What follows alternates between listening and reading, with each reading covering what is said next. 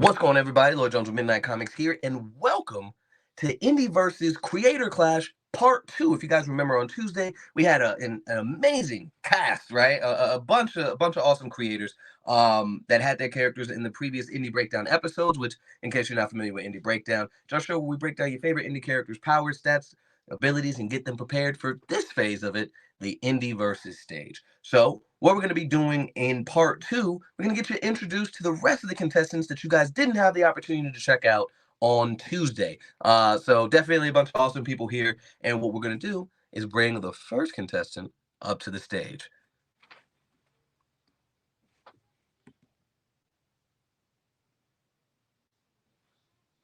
Bring him on.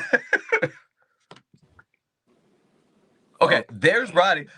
There we go. Well, both of them are up on the stage first, but what we're going to do is we're going to start with the face that you didn't get to see on Tuesday. Go ahead and introduce yourself, brother. Yeah. Okay. Yes, sir. Yes, sir. I'm thinking he's about to go right here. So you already know what time it is, man. It's your boy, Juwan Dabney. I'm the author of Black Bow. Yeah, we in this joint, man. I'm excited to see what's about to happen. Oh yeah, for sure. And of course, we are rejoined by Rodney. How you doing, man? Doing good. I'm glad you guys brought me back on for the second Did one. he freeze? Am I frozen? Oh. Am I frozen? Am I good? It was frozen on my screen. I apologize. I think it was my connection. Okay. Yeah, but I'm glad you guys are bringing me back for the second one. So. Oh yeah, awesome. For sure. So what we're gonna do, of course, creator of Black Bow here. What we're gonna do is we're gonna play a video for the audience, to get reintroduced to the character of Black Bow. What?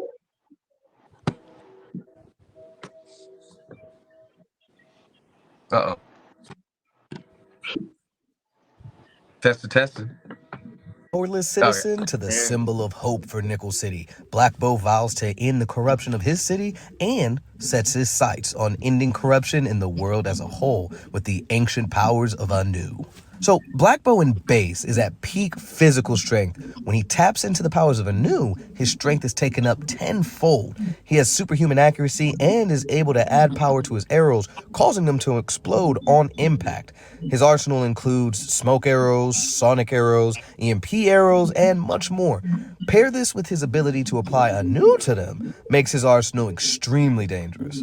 So Black Bow's speed, he was seen perceiving bullets being fired and ran fast enough to defend a bystander in his trajectory and was able to deflect those same bullets with his bow without being hit by the oncoming fire. Durability-wise, Black Bow was unmoved by an explosion that happened a few feet in front of him, an explosion that sent several cars nearby in that same vicinity, flying into the air. It said that with the help of Anu, he has a healing factor as well. So, the man who communes with the ancients, the practitioner of Anu, Nickel City's symbol of hope, Black Bow, rises.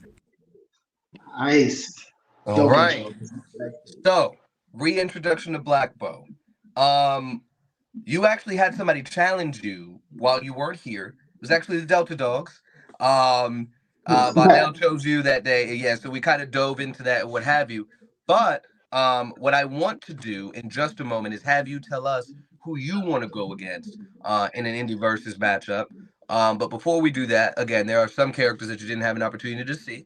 So what we're going to do is we're going to play two videos, Deja Vu and the characters from Scrap. So we'll go ahead and start with Deja Vu.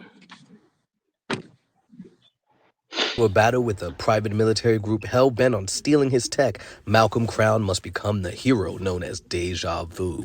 Deja Vu has trained for years and at peak human levels of strength with the help of his suit, increasing his strength several times. His training over the years consisted of a mix of wrestling, jiu-jitsu, and boxing. Deja Vu was able to take on several highly skilled opponents at the same time, even proving to be a formidable fighter, taking down highly trained assassins without his suit on. Deja Vu has precognition abilities, allowing him to see things before they happen. With the help of his suit, he is able to manipulate probabilities to allow him to increase the likelihood of favorable outcomes. At one point, Deja Vu turned off the tech connected to his eyes and ears, leaving him only with his precognition to defeat an opponent who was using technology to cause vertigo. Deja Vu's suit enhances his durability, allowing him to withstand significant damage. The upper limits we have yet to see. Okay, and then one more after this, but that's heavy. That's heavy.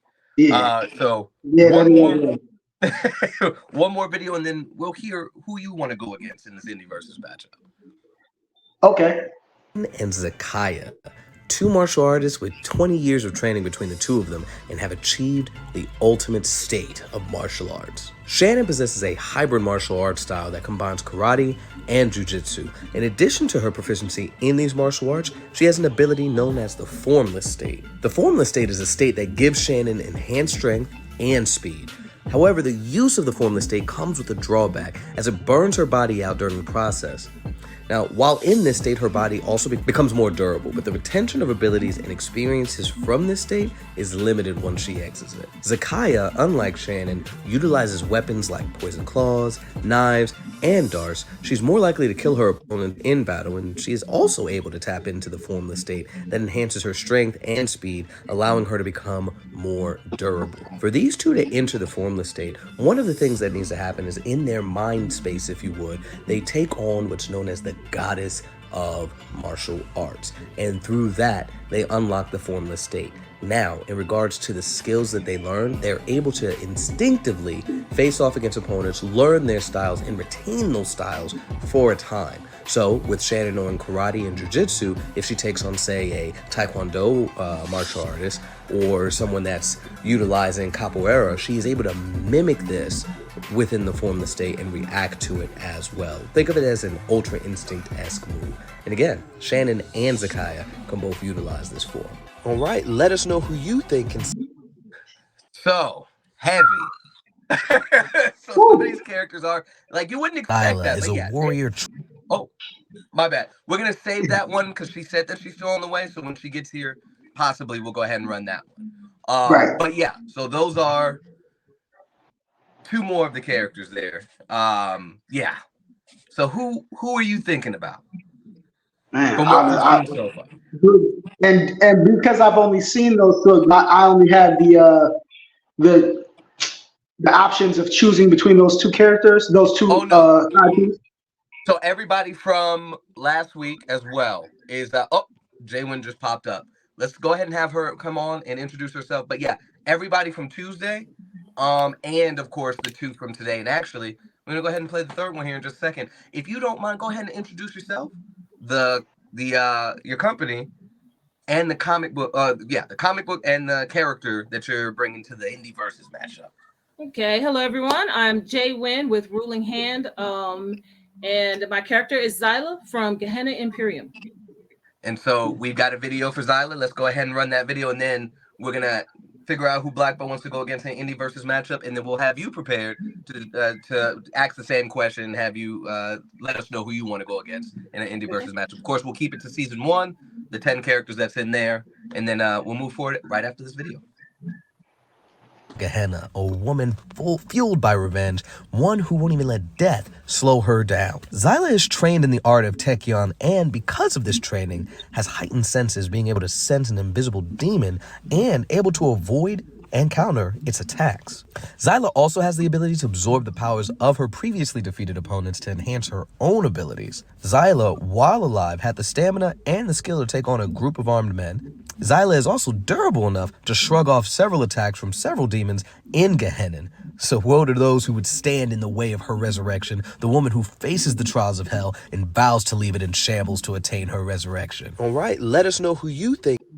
So like Tekyon feels like we got a lot of Ultra Instinct folks here. Jamal, so good luck on who you choose, because just as a reminder, the options you've got, and this goes for you as well, Jay. You have the Delta Dogs. You've got I almost said Black Bow, but that well for you, Jay, would be Black Bow. Of course, Zyla for you, Jamal. Then we've got Homeless Homeboy. We got All Star Ronnie's up there. Akolyte, Absolver, Shannon and Zakaya that we saw from Scrap, and I feel like I'm missing somebody. Well, there was the Paladins. And Deja Vu. You have the Paladins. And the Paladins. That's what I missed. The Paladins. So yeah, y'all have some tough choices, but I am curious to know. We'll start with Jamal. He's had a little bit more time to think about it. Who do Yeah, you think Black Bo is taking on in an indie versus matchup? man. Out of all of those characters, wow. Man, I'm not. Wow. Said the Delta Dogs. Yeah, I remember those guys. Because like you said, they're teenagers. I'm thinking more of like because they squad right, and they're definitely Yeah. like. I mean, that's no fair ones right there. So I mean, I'm going to 701, right? like dang, like I'm automatically like if they it depends on like everything, but like oh man, as far as like dude, Deja Vu was interesting. I would love Mhm. at the base level to scrap with him. No powers, straight, no hero suit hand to hand in the middle of nowhere, like straight up combat. Because I like that. Even the two sisters from Scrap, and I like that. And then your character from Gehenna, like her training and Black Bow's training are similar with years of martial arts training because before he gets the level of training that he receives when he's lost from his archaeological expedition, that goes more martial. But from the age of 8 he was boxing, so then using those skills and hands to learning like ancient martial arts is something that would definitely like man man, that this is too good. Oh man, oh man, it's just like not even no powers, just the martial arts side is crazy alone. Like you got those cosmic guys like you, Ronnie. I know people talk about All Star versus Akolyte, so it's crazy, right? But man, yeah, I'll shoot the fade with Deja Vu, bro. I'll Deja definitely Vu? shoot the fade with him, bro. Like hand to Okay. hand, like and see So what those that suit can do for him. He can have the suit. I'll go, no power, straight hands. Oh, okay. So we'll bet out a scenario really quick. My go-to, because a lot of these heroes, or at least what we've seen so far with like Deja Vu, if I'm not mistaken, they're not really like going for the kill immediately, right? And so okay. if not going to spoil his story, but we have some people of some decent caliber coming after them, right? So what I want to say in regards to this scenario, Black Bull's handling business just happens to come along in that city, right? But some of the tactics seem familiar to the threat that they face in their series, right? So they mistake you for a threat to them. Okay. Deja Vu's coming at Black Bow. You're handling business, say you're hunting down some kind of villain or what have you. All of a sudden, Deja Vu runs up on Black Bow, and now it's time to scrap. What is Black Bow's first move running into Deja Vu? Again, random encounter, nobody has prior knowledge on the other one. So What is he's your got first move Deja Vu pulls up on you? so basically off of what you said, he has precognitive sort of like um precognitive abilities, right? Yeah. So in my mind I'm thinking like what's that from One Piece, that form of hockey where they can like see the stuff coming whatever. The name is escaping me right now, but if I had to fight something like that, he would probably start off with his tech first, like smoke arrows, stuff like that, to maybe try to discombobulate them, right? Okay. To throw the fences off a little bit, and keep it long range since Okay. right. Smart move. And depending on whatever gadgets or abilities that his suit is able to do, maybe like I said, Black Bull's like the arsenal, just his tech with his arrows alone should have some capabilities to be able to disable certain technology. Whether it's any of his vehicles that rely on electromagnetics or whatever like that. Like I said, we got EMP arrows, grenade arrows, smoke arrows. Which right there, EMP, which he wasn't available tonight, but that was a question I was going to have for him. Does his suit would his suit be affected by EMPs, right? Because the moment you utilize that, you take away some of the perks of the suit. Now, granted, he still has his his inherent precog abilities, but again, that puts him in extreme disadvantage not being able to use that kind of power set. I'm Right. personally glad that you picked Deja Vu because one of the things, in regards to that character, again, we, from the Black Bolt breakdown, Black Bolt was standing next to an explosion and didn't move. You know what I mean? Yeah. Like he didn't get blown back by the explosion. There's no cuts and bruises. He wasn't phased by it. And so, obviously I would have asked Jairi about this, but it's just like, is there anything in Deja Vu's arsenal to even be able to move Black Bolt, right? Let's get to the hand to hand. Is he letting off any type of output that's comparable to that explosion to be able to push him back in the first place? I personally don't think so. But let's say, do you think Deja Vu would even get the chance to get in close range based on Black Bolt's archery skills alone? Yeah, I mean, I don't know what type of long range tactics he has. So based on that knowledge and knowing that he has some type of, now, does the precog, he's not superhuman, you said, right? That No, his by no ability means. comes from the suit. But wow. No, he So- does have precog, yes. He does, but he also has the suit that enhances his durability and strength and whatnot. So when he was fighting in his issue 0, he was fighting a character, and she was basically causing vertigo, and it was throwing him off. And so when he cut off his visor, his eyes are gone. He cut off the equipment on his ears, no ears, no nothing, and was able to essentially, again, Ultra Instinct, that navigate that fight, right? But again, cool. You're circumventing the vertigo, but now let's say you're getting into a fist fight versus Black Bolt with let's say they're even ground, right? You tapped into a new. What kind of output? He's not letting off those kind of strikes. At least in issue 0 and issue 1, he's not letting off those type of strikes. And again, I wish he was here to kind of defend it, but at the moment, between issue 0 and issue 1, I don't see him being able to come out on top in that fight. Okay, yeah. I mean, based on I would definitely gauge the situation if in that circumstance. I know we keep it at a distance. Black Bolt keep it at a distance. Use every arsenal that he has in his tech. With his tech first.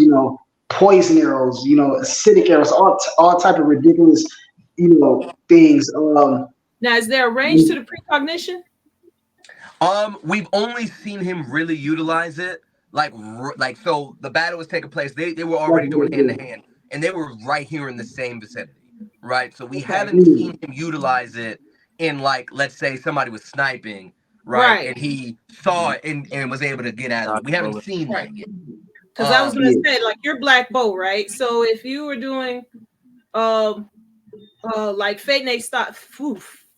Fate Night Stay, where Archer could go halfway past the city, he may not see your arrows come at him. So just a thought, throwing that out there.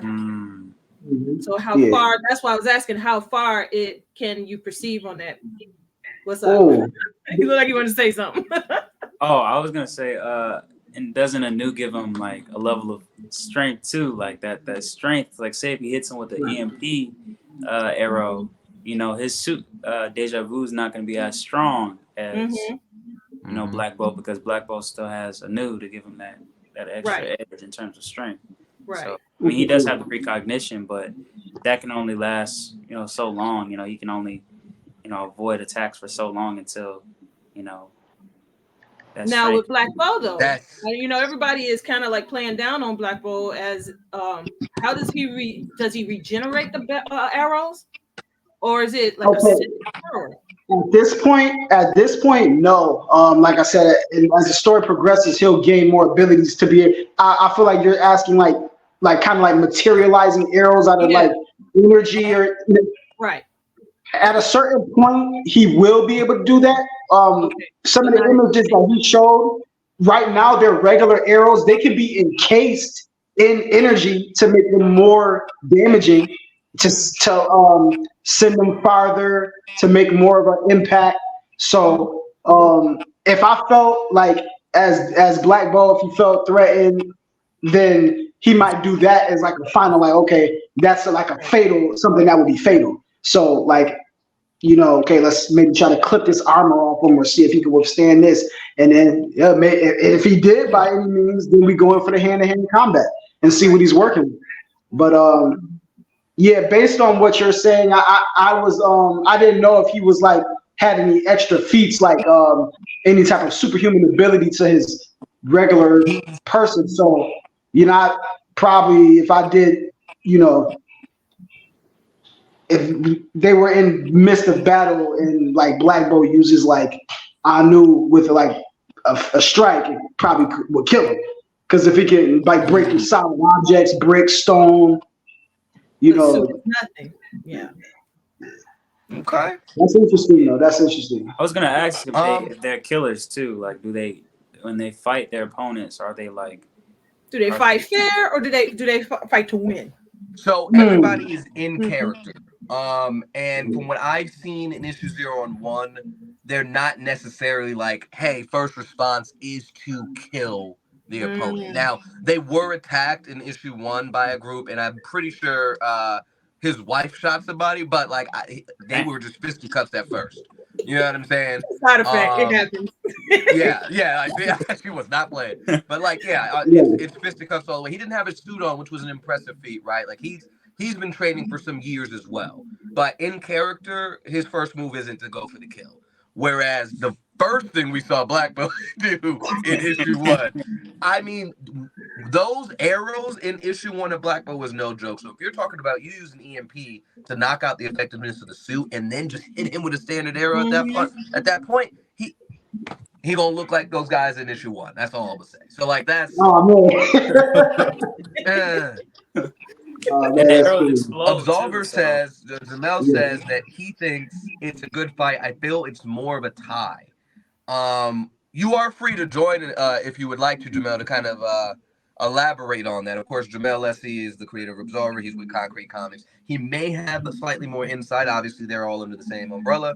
But yeah, and Lonzo, of course, as well, since he's he runs the whole thing. But yeah, if either of y'all want to come in and kind of elaborate on Deja Vu, please do, because as it stands now, personally, I'm looking down at my other phone. I apologize. At the moment, I'm leaning towards Black Bolt winning that fight, because even if you have precog, I think about it almost like Sharingan, right, where they're able to somewhat kind of peep the move. But if you're fast enough, it doesn't matter, right? They can attempt to block, they can assume it's about to come and prepare as best as they can. But if it's too strong, if they're too fast, it only gets them so far. Like Spider-Man and the Flash, Exactly. Like, if they're coming at you light speed, it's only you can't dodge. Like it's only so much. I see what you mean. Right. And there was no character or nothing that was coming at them faster than the speed of bullets, which we saw Black Bolt see the bullet after it leaves, perceived it, saw it, ran towards the trajectory of the bullets and deflected it.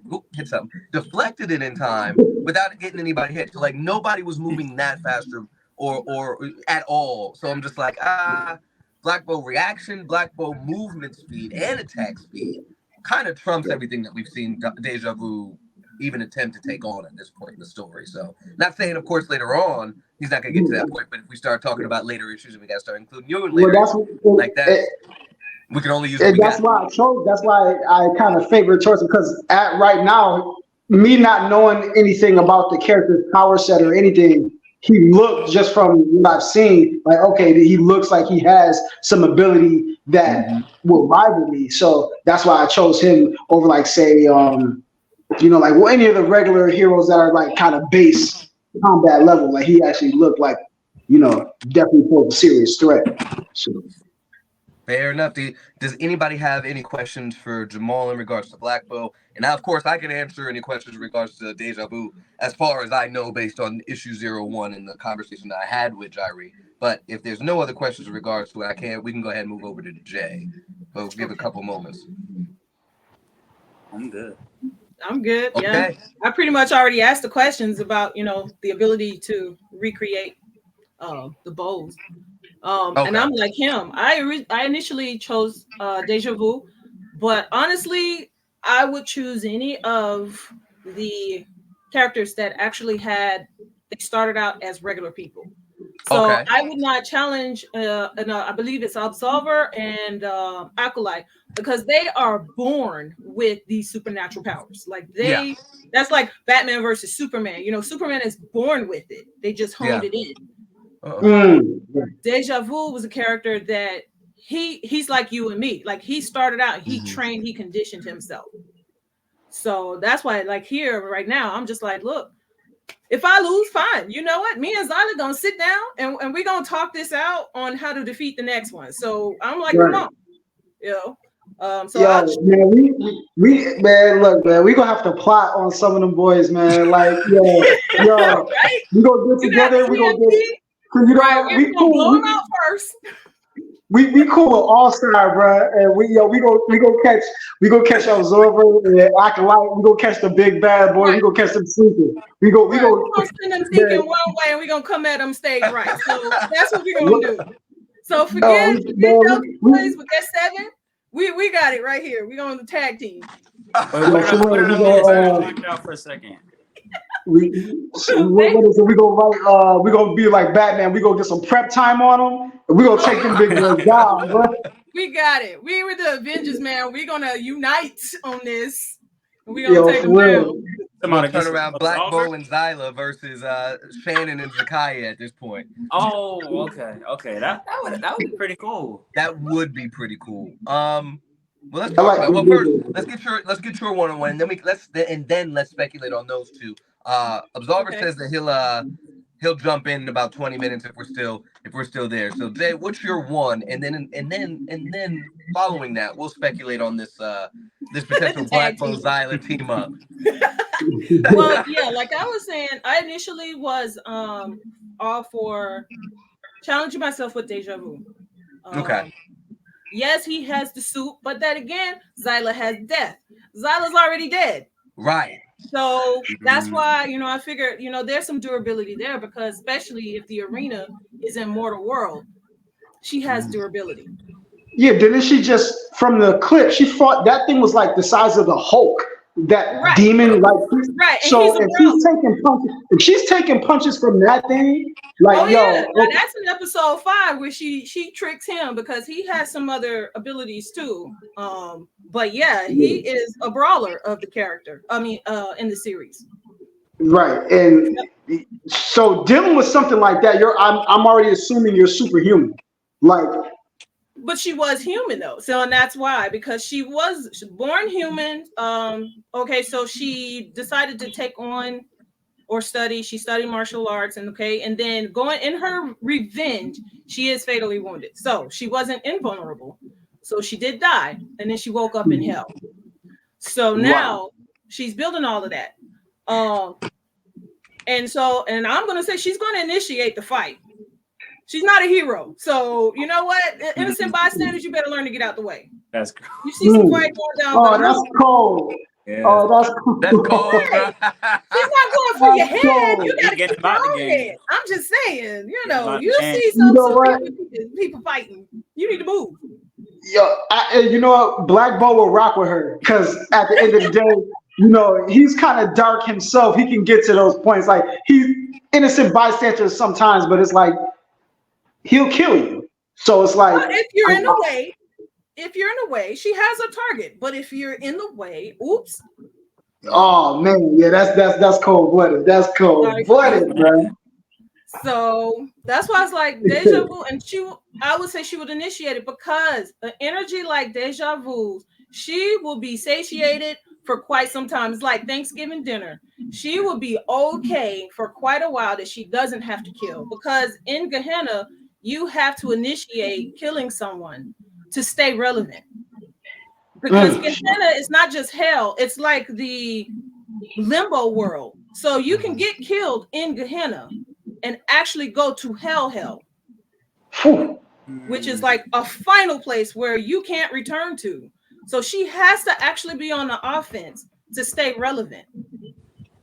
So she would initiate it. She will jump into it, because if she wins that fight, the energy that she would get from him, man, she'll be good and don't have to kill for a while. Wow. And get all of his skills. It's dark and it's deep. I love it, man. crazy. Wow. So like Now, this. Oh man, I don't even. Yeah, damn. I got it, man. See, I got man. Yo, Lloyd, you be finding man some. Yo, this is crazy, bro. Like I got some reading. I got some reading to do, man. I got to. Yeah. That's listen. fine. We met Jay at Atlanta Comic Con. Matter of fact, she was at Atlanta Comic Con 2021. Yep. Oh, where I met you I guys. met Concrete. I met Lonzo. I met you guys. Brian Silverbacks. Like that was the crew. That was like that was the crew right there. And still in touch with everybody, getting points from everyone and oh man, that was a good connect that day. Yes, for sure. And funny enough, yeah, that's where we met Jamal. Right, he came up to the table like, I'm trying to do this. Oh really? From Atlanta Comic Con. Wow, missed it. So, but Absolver chimed in just now and said, Black Bow sounds scared. I can't beat her, so I'll join. He's uh-oh. He's trying to show seeds of dissension between Black Bow and Zyla. Oh man. Hypothetically, before we get into the team thing, I'm a natural instigator. Before we jump into a team up, who would come out on top between Black Bow and Zyla? Oh snap! Oh man! Oh man! That's crazy. You know, I don't want to go to hell, so I like. You don't have to go to hell. But she lives there. She resides there, so she got to make sure she's good. Her house is good. Yeah, that's dark, man. So like, does she come? Can she come between that place and the mortal world, like physical realm? She's only been sent in a whole nother episode. She's been resent to the mortal world. It's not like she frequents the mortal world. Okay. What did she get sent for? Well, is that spoiler? Well, yeah, okay. Well, she was sent on a mission from death herself. From another, I did a crossover with Brian Silverback. So I borrowed his world, and his character is Kerr, who is Death. So Death commissioned Zyla back to the mortal world. So she's got to be sent back. She can't just like, okay, I'm heading over today. You know, I'm heading over for the weekend. So no, she can't do that on her own. Right. Okay. Does she take explosions? Like say if Black Bow hit her with like an explosive arrow. I know she's fought the I guess the demons in that particular limbo. So I don't know in terms of force, how much can she take in terms of good question. She will be hit. She will be hit. And she might even, be winded. But it won't like take her out. You can almost say she can almost regenerate herself, especially being in the mortal world, she can regenerate. So it won't take her out. It might hurt. It might, like I said, she'll be winded. She'll be catching her breath for a little bit. But she'll get back in the game. So I kind of think about when you said that, if I'm going to use a popular reference of Dragon Ball Z with Piccolo when he's able to regenerate his arm in the Raditz arc, and it was just like, hey, I'm good, but like, I am fatigued. We say kind of that level of fatigue, like, hey, right. That's it. Just give her a minute. Let her catch her breath. Let her catch her breath, and she'll be back in. Ooh. And we're talking about surviving an explosion and able to regenerate from that. That's intense. Standing next to an explosion, right, and getting hit by one. Now, Jamal, is Black Bow hitting at the same level as his arrows essentially when he's powered by a new? It's based on like I told you about like the duration or the length of time that he's been meditating prior to. So if he's so man, Max, the levels it can get to is kind of ridiculous. Like I can't even talk about that because it's spoiling. But I mean, kind of. Oh man, how can I put this like in a reference that say he's like I'm like in a skill wise that you can you can see at where he is in issue 1. Think like man, okay. I'm trying to reference it with like a show that's like out that you guys would know that you can that you can kind of meditate. You said meditation in regards to that, so I immediately think Sage Mode from Naruto.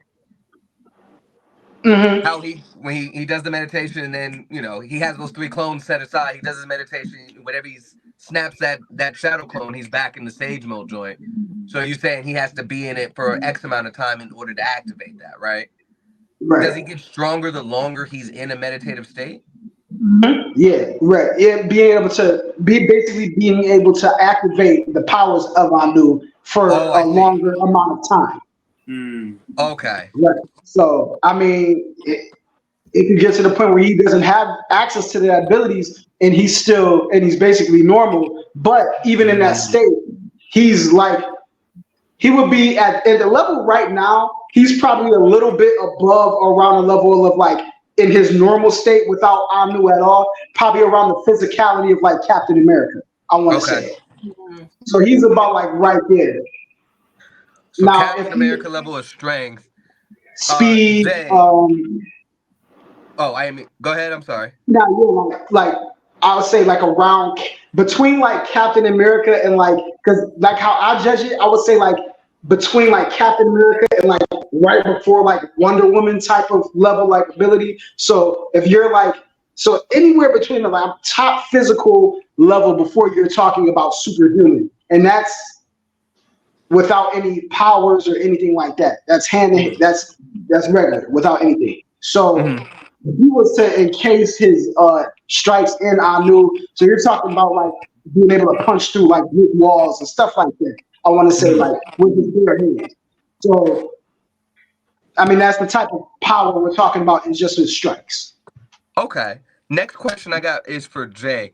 We've seen we talked briefly about Black Bow's speed, right? He's reacting and perceiving bullets, getting in the way and blocking it. They're already mid-shot, and he's running fast enough to do that. What is Xyla's kind of counter to those levels of reactionary speed? Well, she can't travel at the speed of light or faster. I'll tell you that for sure. It would be more like if she can't anticipate it, she would probably just receive it. Okay. She will probably very likely just go ahead, receive it, just take it. Can't move it, can't avoid it. Come on. And then patch it up. Okay. So kind of, I'm reminded of your issue 1 when you say that. I'm reminded of the issue 1 where like it's like, all right, I'm gonna let you hit me, and then I'm going to counter you right in that moment. So that's kind of okay. That's pretty smart. That is smart. Okay, Black Bow, really quick question then, and then we'll move to the team up thing. You're moving as fast as you can. You're going for that attack. She grabs you and is getting ready to counter. She's got your arm. You went for the punch. She's got your arm. What is Black Bow going to do? What's his reaction? Oh man, straight. She's gonna just get your arm. She's gonna throw you down. She's gonna throw you down. Now we ain't stopping and just grabbing your arm, so you better be ready. Is Black Bow flustered? Is he grabbing at his bow? Where is his bow? What's he doing next? Man, he might, if it's now it's close quarters. So I mean, if his bow's not in his hand, might do some, in close quarter combat, quick stuff, man, hand to hand. You better use that bow to stab back, because she's gonna use that bow to strangle you. Yeah, we got like, so his martial arts style that he practices, it's the basic primal instincts of like survival. So like in close, Wing Chun, like all it, like the most primal sources of ending a fight as quickly as possible. So yeah, I mean we're gonna be broad. We definitely gonna be broad. We just gonna see where it's at. Like if the fight was engaged and it's like maybe, like I don't want to say like a spar, but like if it was a spar, like we're not gonna be. He's not fighting for death. Obviously, he's not fighting to land a fatal blow. But like in a sense, if it was that way, then yeah, we pulling out all the stops like right there, like like, you grab my arm. I'm just letting you know that. For example, you knee to knee. You want to talk about close quarters? The fighting is knee to knee. So that's how close you got to be. You got to get. We talk about like the nice death edge match in Yu Yu Hakusho, like brawl for brawl. Yes, we right there with it. Yes. Like, let's go. Right. What are the limitations for like the healing factors? Because I know they both have healing factors. Well, I haven't tested her healing factors because, like I say, she will take that blow. She will be winded, so she's not. It's not going to deflect off of her. She's going to feel it. She might have to take a couple of aspirins, immediately after the fight. But hold on 1 second, y'all. I gotta. Okay. My guess is turnaround. I mean, it depends because she's going to push through it. If her opponent is coming at her and is going to try to end her life, she's going to fight through it.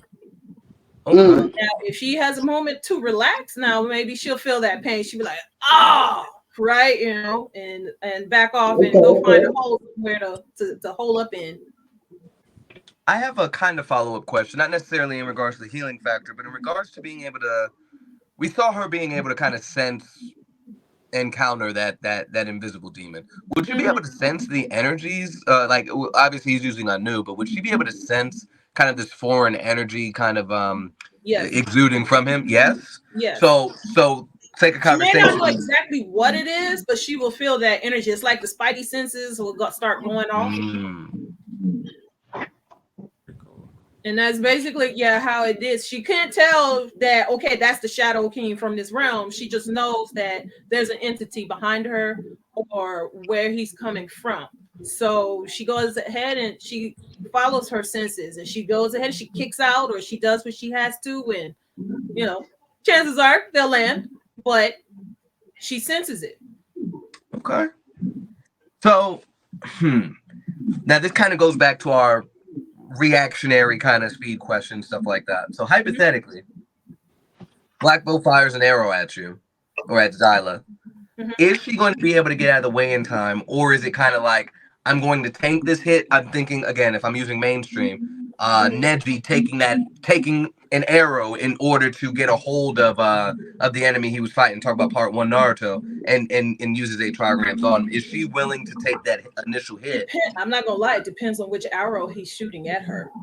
Because certain arrows she might even try to at least catch it or deflect it.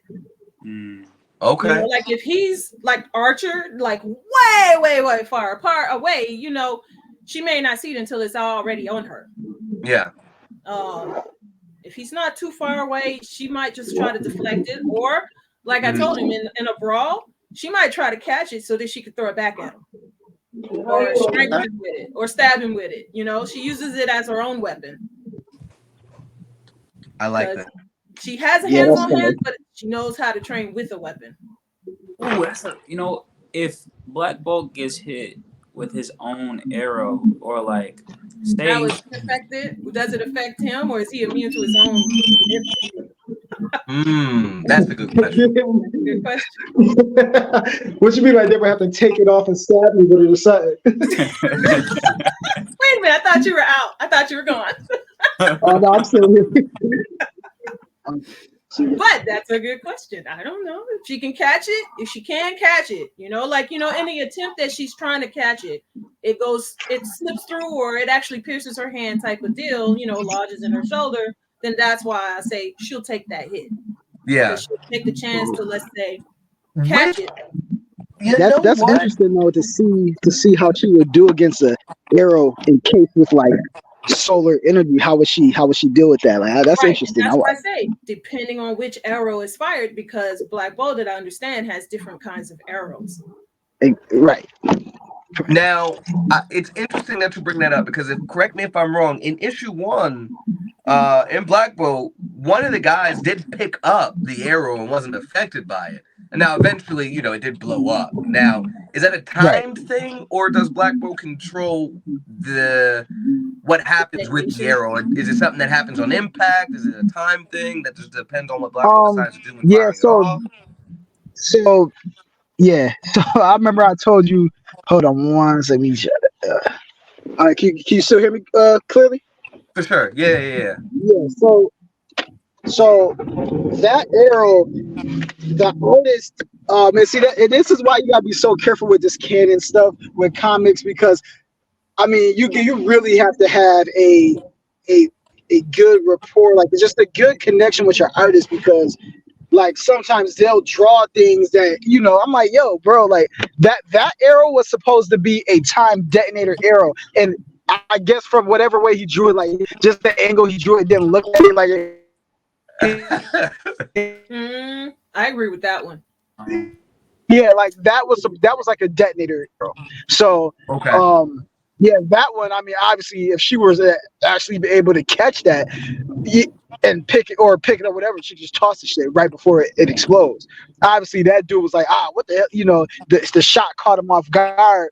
Like the arrow like whips past his ear, and then he picks it up, and then there was a time detonator and blows up in his face. So you can rebound fast enough. Got took out. Yeah. So yeah, to go back to the question that Ronnie asked in regards to healing factors, Black Bow, what is his healing factor? What's kind of the rate of regeneration, if any? Okay, so like as of now, like the regeneration base is based off of his like I said, his ability to meditate on the healing core of Anu.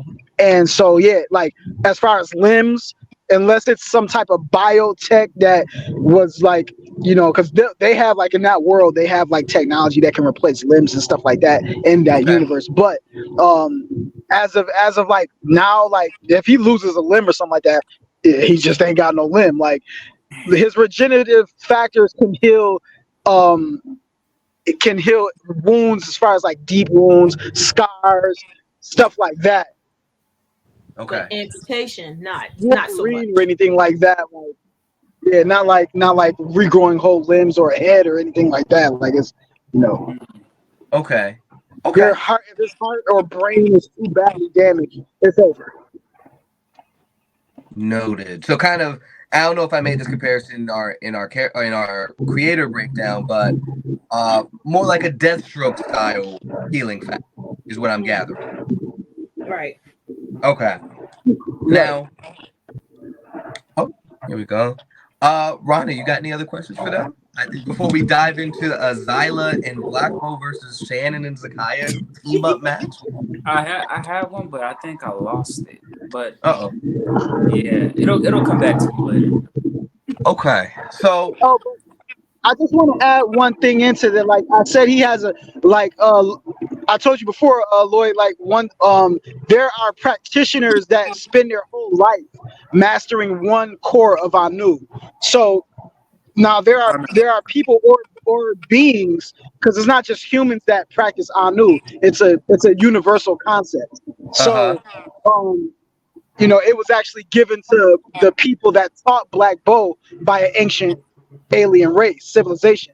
So that if a practitioner is powerful in that and has been practicing his whole life, they probably could regenerate limbs and, you know, pretty close to maybe bringing people back from the dead, on the brink of death. I'll say, not bringing people back from the dead, but you know, at that point, depending on how powerful you were, you could probably regenerate limbs and things like of that nature and stuff like that. But it would take some time. It's not like, you know, I don't think it would be right in the midst of battle though.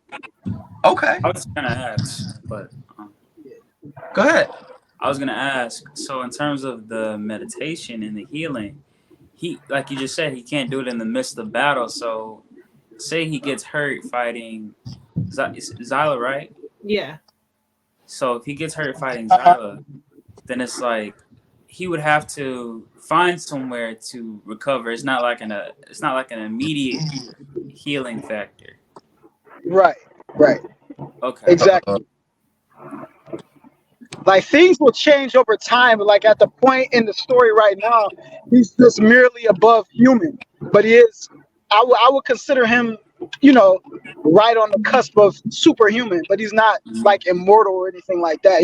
He can be hurt if the adversary is definitely powerful enough. Like, you know. So. Okay. Really quick, because I can't trust technology at points. I know Instagram has that hour mark. We were good last time around, but just in case, go ahead and let everybody know where they can find you, and then we'll go ahead and pick up with the next portion. But we'll start with Jamal, we'll go with Jay, then you, Ronnie, and then I'll finish off, and then we'll dive into the next match. Okay.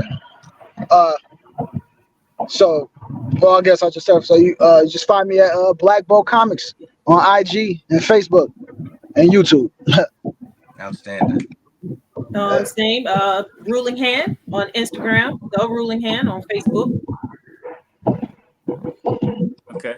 It's Ronnie Creates. You can find me on Instagram, Facebook, TikTok, but it's Ronnie Creates, RONNY Creates. I'm also on Instagram with my comic book company is Radical Comics. Radical Comics with a K. So it's Radical and Comics K. But you can find me out there. So yeah. Of course, I'm Lloyd Jones with Midnight Comics, one half of Midnight Comics, if you would.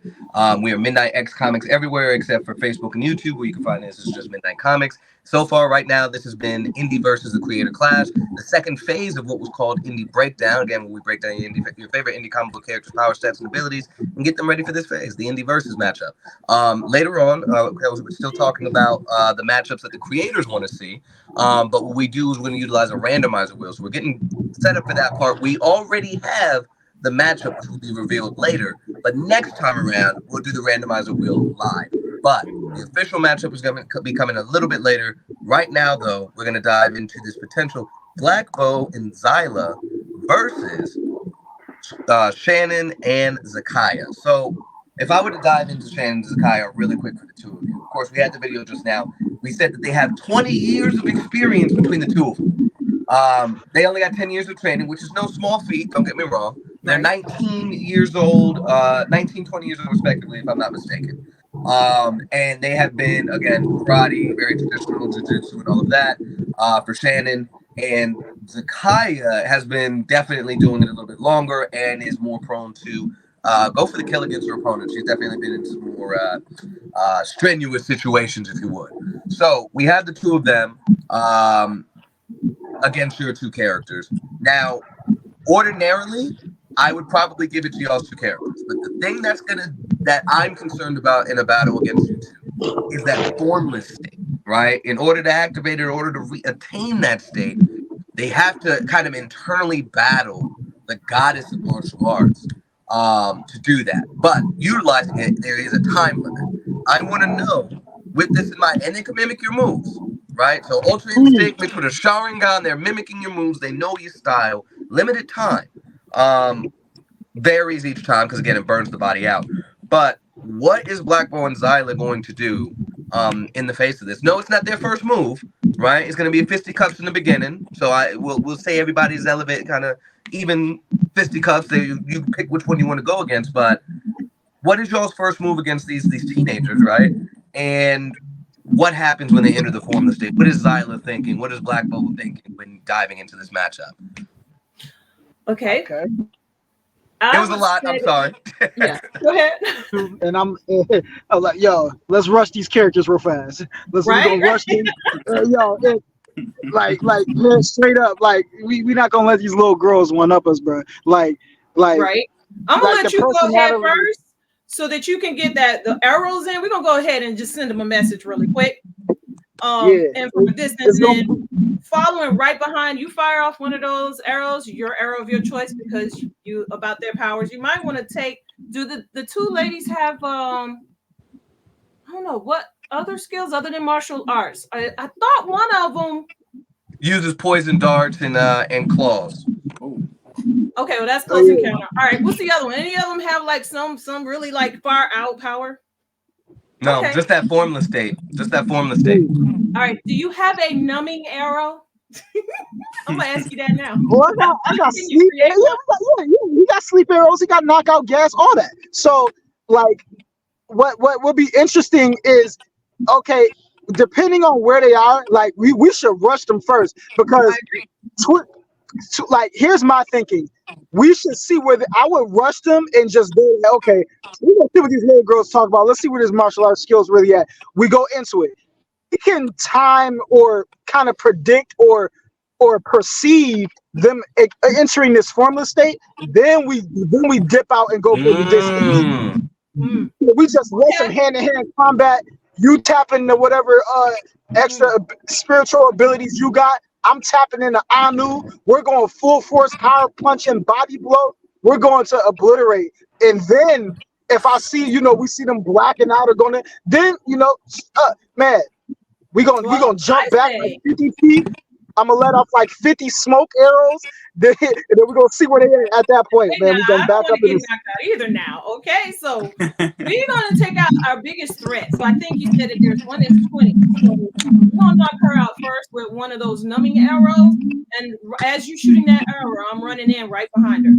So when she's like dusting off or doing whatever she is from the arrow, she's gonna receive a physical blow. Then you can come and follow right behind me with another one. I'll dip in and dip back out. Knowing that you're coming right behind me with another arrow, I'm gonna move out the way. Gotcha. All right. And you follow me up. You already got a blow. You follow me up with another arrow. I'm out the way. You know what? Yo, even if we were to rush them and just go hand-to-hand combat off the rip, yes, and they can imitate you. They can pick up. So you don't want them to pick up on your skills just yet. Don't want it to get too far ahead. Yeah. I am so seeing like the reason why Zyla is there in the first place is because she's trying to steal the energy, absorb the energy of the goddess of martial arts. Ooh, like, you know what I'm saying? That would be that's fire. That's fire. Yeah. Dude, she's already pretty in hell. She don't have to work hard. If you absorb that power, that's definitely gonna scale your character like crazy. So, with this former state is interesting because they can copy your moves, but they don't have the experience using your moves though. So they can always add their own twist to it. If they think they have it down, they can take your power, add their own spin to almost make it look like it's their own power, but it's yours. So you don't want to go in there showing your physical skills. That's why I say go ahead and numb them so they can't even like really imitate it correctly. Numb them.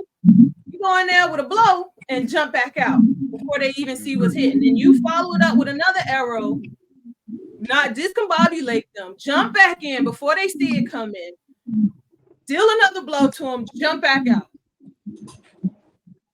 This is heavy. Personally, that's my view. Yeah, that's heavy. This is heavy.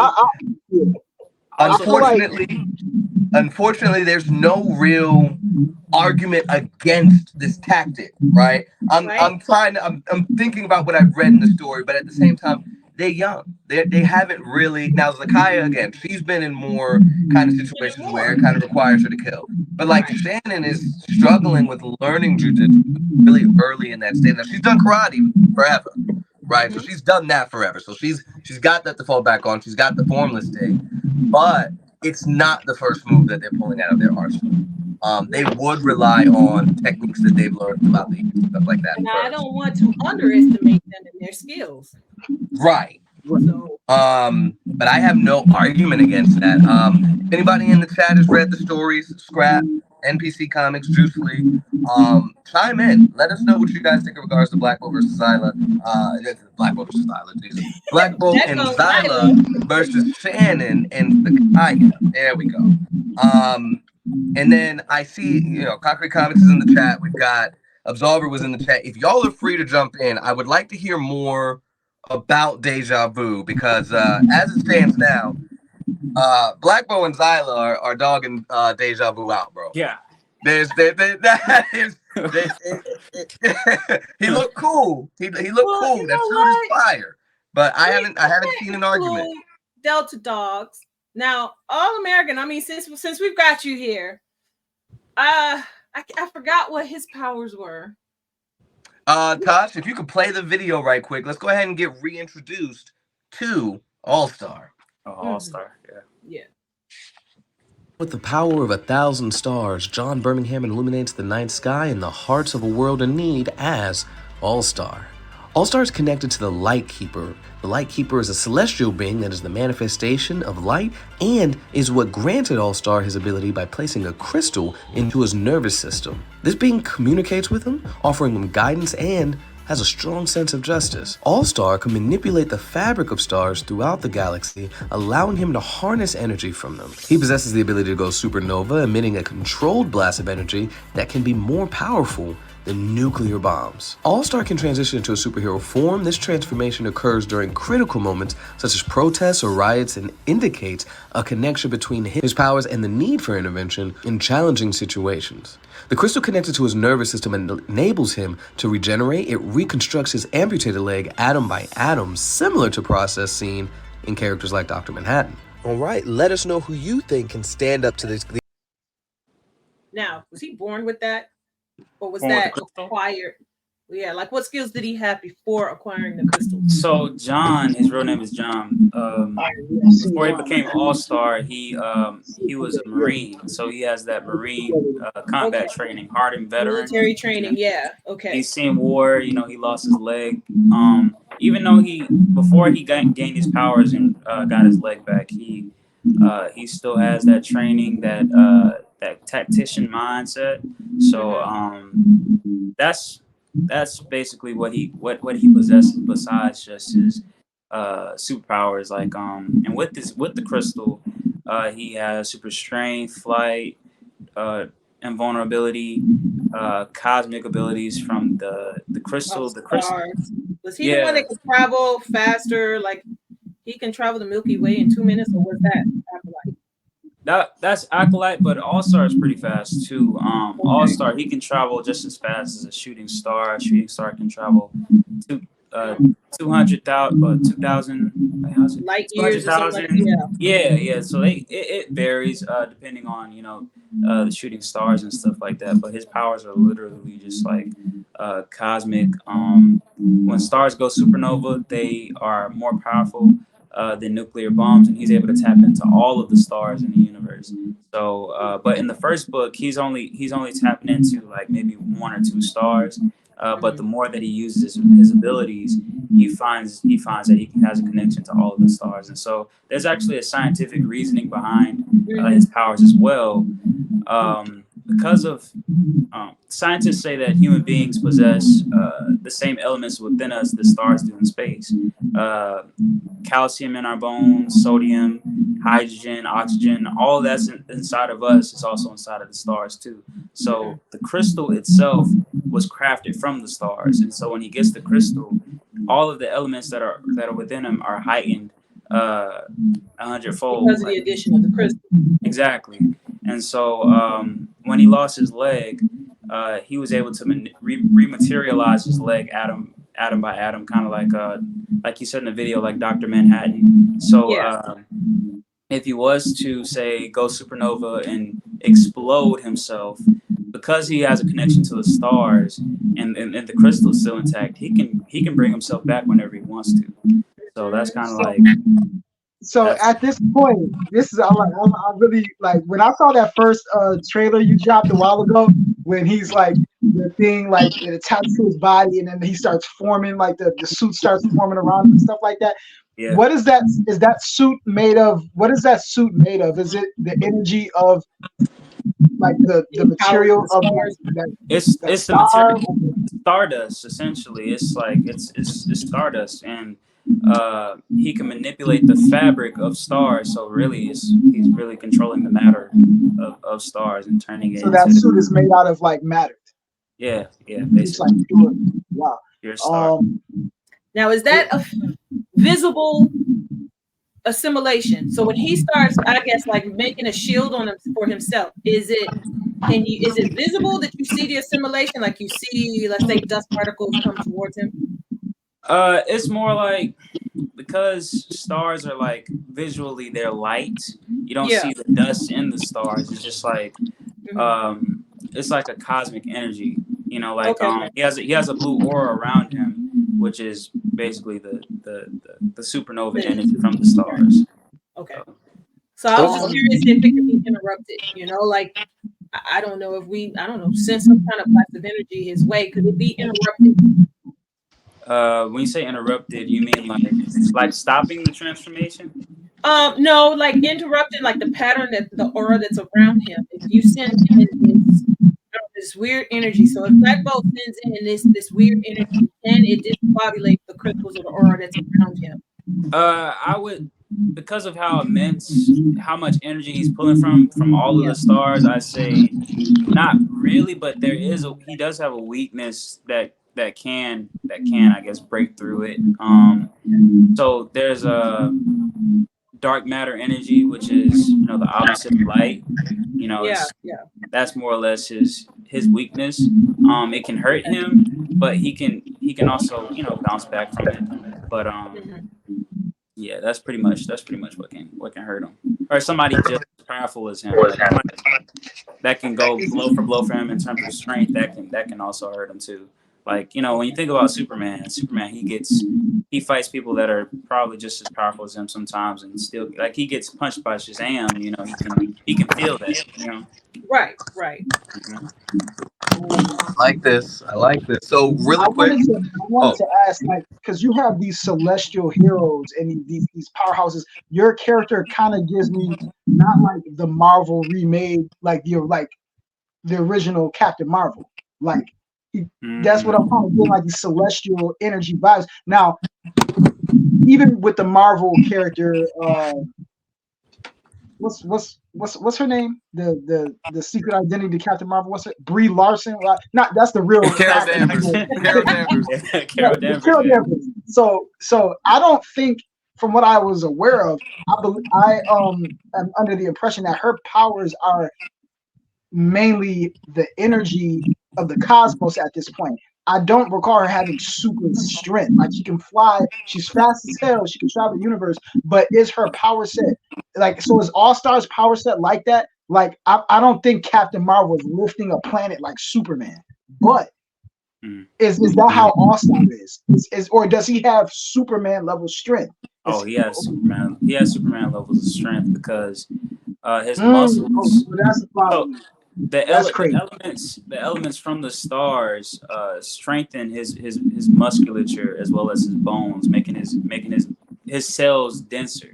So he's okay. So he's bulletproof. He's bulletproof. Mm-hmm. Ooh, okay, yeah, okay. I did see that in one of the panels. Like the bullets were literally deflecting off of his body. And his aura, because his aura is made out of stars, and the cosmic stars are really hot. So honestly, if the bullets wouldn't even need to hit him; they could just melt. Yeah. Well, that is crazy. Heavy. That's why he doesn't feel it. He gets dissolved before it hits him. So I'm thinking like for those of y'all familiar with My Hero Academia. So we're talking about he's like the he's got the prosthetic limb or he has got no leg. When he taps into All Star, he goes like from All Might base to All Might. Is that what you're? That's what you're looking. So in his base form, he's like some scrawny dude, and then he goes into he transforms into All Star. And this is like, that's fire. That's fire. But mind you, like I said, he still has that Marine training too. So he's not a pushover. Yes, he does have a prosthetic leg, but he still has that tactician background. Yeah, that military background too. So add that in with super play. That's deadly, bro. That's serious. At this point, man, wait, man.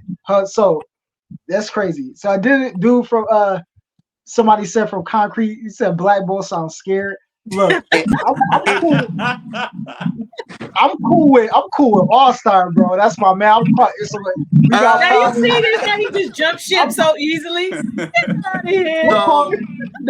Funny. I was gonna say, funny you said that because the one that said that has just arrived. We're gonna bring Mr. Leslie onto the stage. Welcome back, Mr. Leslie. How are we doing this Friday evening? Yo, what's good? I'm just enjoying the show listening, man. We need your help here, man. Let's talk about it really quick, and then we have another video to show in just a moment. But let's talk about it really quick, man. Your boy Deja Vu's getting dogged out. As far as we can tell, Black Bo and Xyla separately, not even teamed up, are taking Deja Vu out. Can we speak a little bit more to Deja Vu's precog? Can we talk more about his durability outside of the suit? Do you have some inside knowledge that we don't have? Not spoilery, of course, but like you have something that we're missing, possibly. No. Plus, I think it's only right that Jari speaks on it. Fair. But if it was me, I look at certain things like I think precog is like an advantage. Yes. And so it just depends on how long the fights are going to take. At some point, somebody's tactics is going to change. Mm-hmm. So if you fall in the area where he's able to use his precog, then that'll just turn the table to the fight. So unless you have mid-range and far-range abilities against Deja Vu, I think he takes the win mid-range to close range, possibly. So okay, I see. Now, with that logic, Black Bow is already clear. He's confirmed cleared now. The next question is Xyla, but with her durability, with her healing factor, I don't think, and of course her endurance from what we've seen in there. Obviously, of course, we still got to talk to Jyree. I would love to hear his thoughts and stuff on it, but I don't know if he's outputting anything enough. As far as what we've seen in issues 0 and 1, yeah, that's I don't think stronger there's than an anything explosion. out. There's Stronger not than enough demons. out on Deja Vu right now to say that. Yeah. But I do know his enemies are top tier, so you know that within itself. You know, and then I know he has an arsenal. Like he just about to release his dope bike in his next issue, so we don't know the type of gadgets and weaponry that Deja Vu is coming with. So that's why I said respectfully, you know, let Jyree speak on that. If Fair you enough. let him reveal whatever he wants to reveal. But I can dig that. So really quick then, as far as issues that are out right now, my personal thing based on what we've heard so far, the discussions, my mini notes, I think Black Bow and Xyla at this point, again, we haven't had Jyree to speak on it yet, but at the moment, I personally think Black Bow and Xyla are clearing against Deja Vu. Next up, we had Black Bow versus Xyla. We saw some seeds of dissension in that potential team up, but that durability and that healing factor, I definitely think is what's going to cause Xyla to win it out in the end. Again, I guess the level of threats that she's facing off against, the level of damage she can take before she even needs that regeneration is what's going to give her that edge against Black Bow for sure. And then that Black Bow and Xyla team up versus Shannon and Zakaya. Unfortunately, they're young and inexperienced, and their first move out the gate is not going to be the formless state. And the way that Xyla moves, just period, she's about that action right out the gate. Everybody else seems to take a little bit of time to try to feel their person out. And with Black Bow backing her up on top of that, easy win for Black Bow and Xyla. So we'll transition now. I got another video for you guys. We'll have a little bit of discussion following it, and then we'll reveal the actual matchup that we did on the randomizer wheel previously. Little video for that as well. But yeah, if you would play the video, let's get it.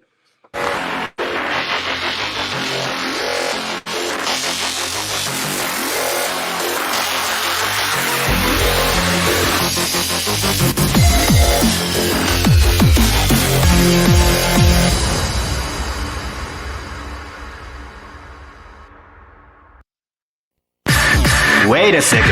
A new opponent has interrupted the tournament. Who was that? So, we about to find out. She's about to play the next one. We're about to play the next one. Now, Viola Jones with Midnightcomics here, and we had to throw one of our characters into the indie breakdown. So with that being said, the bridge between God and man has risen as the powers of Amon-Ra, the god of wind and sun, the hidden one himself, have manifested into the hero known as Soul. At birth, the power of Amon-Ra integrated into Soul's body, the power granting him super strength, flight, super speed, and super durability. Due to this union, Soul also has the armor of the gods that manifests from within his body. This armor manifests the moment he begins to utilize his powers or when he's in immediate danger. This armor is strong enough to withstand the pressure and heat of the sun, and we see him fight Anubis, which each of those attacks was setting off a blast comparable to that of a nuclear blast. Soul may not have Amon-Ra's knowledge, but he has some pretty devastating moves. First up, we have the move known as Sunspot. When Soul pulls in power from the sun, darkness surrounds him. The heat of the sun is concentrated on him as he absorbs it. Through this, he is able to magnify the heat absorbed from the sun and direct it anywhere in his body for physical strikes or shoot them out as blasts. Remember when I said when darkness surrounds him? When Soul absorbs the energy from the sun, it actually removes all of its heat and light provided by the sun for that full 8 minutes. Soul also has an ability called solar flare. When Soul absorbs too much energy, his body begins to shoot out solar flares to dispel that energy. The flares lash out like whips. Soul also has the ability to manipulate the air in his immediate vicinity. Specifically, he's able to absorb it and completely remove the air from a particular area. Mostly, he uses it just to sense any disturbances nearby or really sense out any threats. All right, Okay. I got a question for All-Star then. Mr. Starman himself. The sun is a really big star. All right. The gaseous attacks, how would you attack him? How would you counter his sun absorption? I mean, because All-Star pulls from all the stars, he doesn't necessarily have to pull from the sun. There are stars bigger than the sun. Right. So I would say he would just have to, if he's not quick enough to avoid the attacks, he would just have to take them. I mean, he would just have to take them. Since he can pull from stars and Soul is pulling from a star, could you drain him of his powers? Potentially. Yeah, I tried when making the character, I tried not to make him like too much like Superman, so I tried to stray away from the sun aspect. Like in terms of the yellow sun. Oh no, I don't mean to control the sun, but because the sun is a star and your character can absorb energy from stars, can he pull from Soul, the character? I mean, it's star energy. It's a star. Right, so he can suck the energy from Soul. It's a really, star. I got a really question. Quick, I was going to respond to that.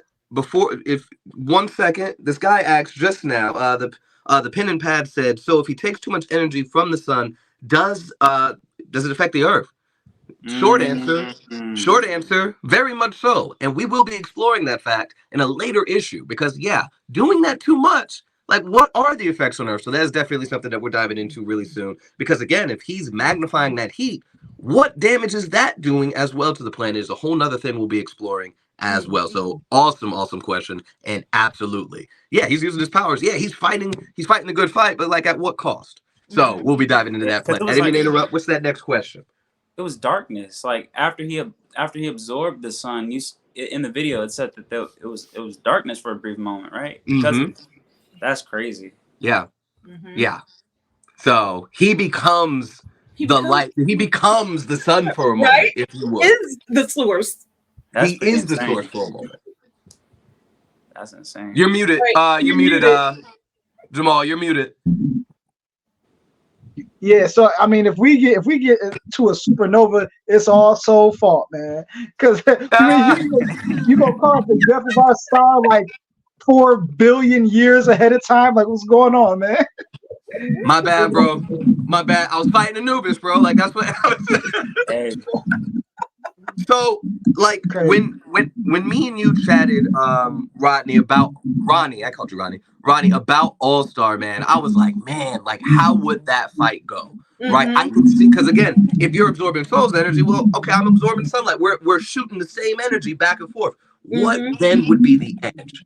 The only thing that I can say that might allow me to cut out an edge is that it's not just the abilities of the sun, right? He has that slight air manipulation, but also the durability and strength of the two entities that the powers that reside within him, Amon and Ra, right? So those godly entities that reside in the mind of Amon Ra isn't there, but that strength and durability, speed, and all of that have integrated into his human body. And I think that's the only edge, again, because again, if we're pulling from stars, well, you're pulling from stars, I'm pulling from the sun specifically. We're just absorbing each other's energy. If he absorbs from Soul's energy, but how much All-Star can magnify that, of course, is still yet to be explored. And when you get to that point, then I'm like, Soul might lose. But of course, we're still exploring how deep those godly abilities go as well. But I definitely imagine that fight being closer to a tie, though. Yeah, I was gonna say, I think it might be more of a tie. Like I don't know if it's too much of a tie. Okay. But my question is, because Soul is pulling directly from our star, the sun. Yeah. But All-Star is pulling from all the other stars, which we all know is dumb far. Not yet, though. Currently, only 1 to 2 stars in a closer vicinity. So I think whoever gets to their star first wins. I mean, I'm not even trying to sound like I'm joking, just based on what I hear. Yeah. You know, In Rodney just said space, he doesn't I pull think. on this particular sun, but you do. And then 2, you know, does the strength of the star plays a role? Because just because it's illuminating, some stars are shrinking, they're losing powers, you know. So it's like if my gas tank is full and yours is quarter full, you know, I still have the advantage in distance, if that makes sense in comparison.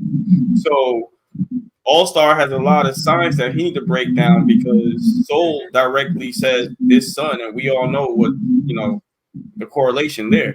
So let me ask this of All-Star really quick. Durability. What kind of attacks is All-Star kind of shrugging off at this stage? Okay, so if we're talking early All-Star, he only has like maybe 1 or 2 stars. In the book, I mean, he's walking through bullets. He can take on an army of men. I would say he's base level. If I was to compare him to any character in terms of strength, I'd say he's probably base level DCAU Superman from the cartoons. Like, he can still be hurt, but he's still a powerhouse. But if we're talking maybe 4 or 5 years into the game as a superhero, and he's got all of the stars at his arsenal, then that's, you know, I don't know, he's just on another level. Godly Superman 1 million swag. Right. Wow. So it depends on when it depends on when Soul meets All-Star, I think, too.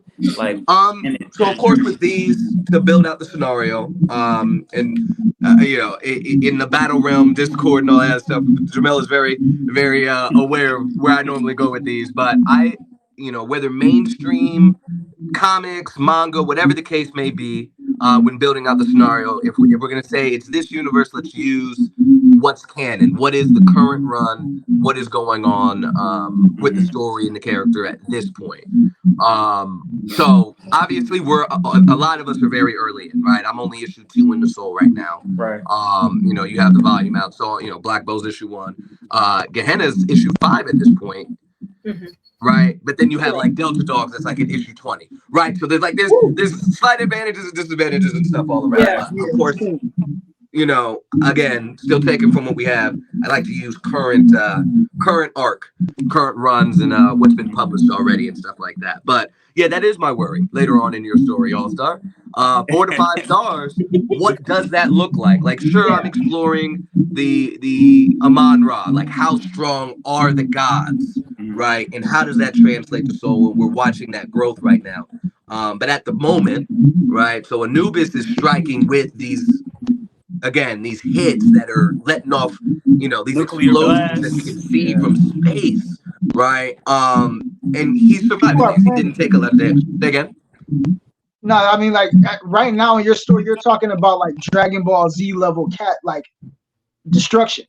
From what I'm seeing, from what you just showed me. So at that point, it's like these people are planetary beings, like, right now. But I mean, but at the same time, and this is where I'm stuck at, and why I'm like, it might be a tie. If All-Star lets off a supernova, even at 1 to 2 stars, that's planetary as well. Mm-hmm. Yeah, but you know what I mean. So it's kind of Soul has a draw though. Like, he can't assume. It sounds like he can't take too much energy, because if he does, it unleashes. He has to let it out. Mm-hmm. He consumes too much. Whereby All-Star seems like you just consume an unlimited amount of energy as well. And that's what I'm saying. I don't know All-Star's draws or setbacks and all of that. That's how I'm trying to find out. There's like a time gap between when he draws the power, because both obviously are both needs to draw the power. You know, whether Soul takes 5 seconds and All Star takes 20, you know, that those couple of seconds is the biggest difference. And all Dragon Ball Z fans know seconds and minutes matter to fight. So, you know, taking 20 minutes to charge the spit, like you could die in 30 episodes. Yeah, right. Now I'll say this really quick. I know Ronnie wanted to chime in as well, really quick. But Soul he has the strength standard. There's no, he doesn't have to power up now to use like the blast and add to his strength. He pulls from the sun. But again, that strength from Amon and Ra has integrated with his body. It's already inside of him. Right. Now, if he's going to be shooting the blast from the sun, he needs that from the sun. But just, if we're brawling, Amon Ra's power is still within him right then and there. But what were you about to chime in with just now, Ronnie? Oh yeah, I was gonna say I did this competition called OTT, but it's not in a particular book. You're talking strictly just from books, right? Because I did do like a competition where it was technically his first appearance, but hey, if it's published and it's out there, brother, it counts. What do you got? Okay, so yeah, so there was a situation where he's All-Star fought this deity type character, it's like a godlike character, and All-Star, he took a punch. The guy punched him to the moon. He landed on the moon and said that almost hurt, you know. And then when the guy met him in space, All-Star absorbed the rest of the stars that are already out and hit him with a punch that was almost equivalent to a nuke, because he was able to absorb the star power that was around him. So, okay. And right, he can. It's more. If I'm gathering this right, his access and the potency, I think, is the word I'm looking for. The potency to the utilization of these stars, or the energy acquired from these stars, is more potent when he's in space rather than in Earth's atmosphere. I would say, even at night, if he's on Earth, his powers are still potent. But the closer he is, yes, if he's in space, I mean, that's he could be his strongest in space. Okay. Yeah, so okay. That's more or less. I like this. Okay. Would you say Soul would be his strongest in space too, if he's like in the vicinity of the sun, right? Like he would just he's already there. Yeah. Yeah. So no change there. Just with Soul now. Depending on like how that universe is, like you got these gods, right? So you got Amon Ra, and who's the other one? Anubis, Amon. You have Amon, right? And you have Ra, but they fuse together, and that's what happened with that. But that's right. So if Soul was to go into space, like can he go to outer space right now, like breathe like in the vastness of space? So. Great thing. Absolutely, yes.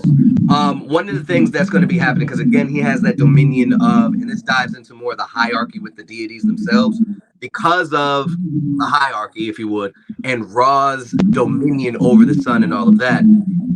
What we're alluding to is that he can exist out in the vacuum of space near that sun, because that is what sustains him. Not eating, not sleeping, not breathing, but the energy from the sun itself. Him as a human, ordinarily probably not, but what's providing him with that energy, the sun, is what's going. Think of Green Lantern, right? Can Hal Jordan survive in space?